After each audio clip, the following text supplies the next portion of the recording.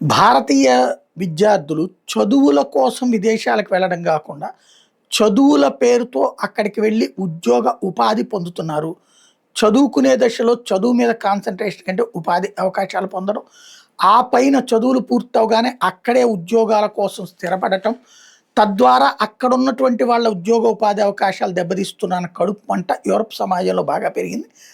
America చేస్తున్న డిపోర్టేషన్స్ ఇవన్నీ చూస్తున్నాం. ఇండియన్ స్టూడెంట్స్ ఇప్పుడు ప్రస్తుతం 60-70% రిజెక్షన్ ఫేస్ చేస్తున్నారు. విదేశాలకు అప్లై చేసుకుంటే 60-70%. ఒకటి యుఎస్ స్టూడెంట్ వీసాస్లో ఇది స్పష్టత కనబడుతోంది. ఇంకోవైపు చూస్తే ఇతర దేశాలు ఏమన్నా సహకరిస్తున్నాయి అంటే Australia, Japan, south Korea, Germany ఇప్పుడు ప్రస్తుతం ఆ వైపుగా అడుగులు వేస్తున్నారు భారతీయ విద్యార్థులు అంటున్నారు మాజీ US deputy secretary of state Rich Verma. విద్యార్థులైతే అమెరికాని వదిలిపెట్టేందుకు సిద్ధంగా లేరు, అమెరికాకి రావడానికే సిద్ధంగా ఉన్నారు, కాకపోతే రూటు మారుస్తున్నారు అన్నటువంటి విషయాన్ని చెప్తున్నారు.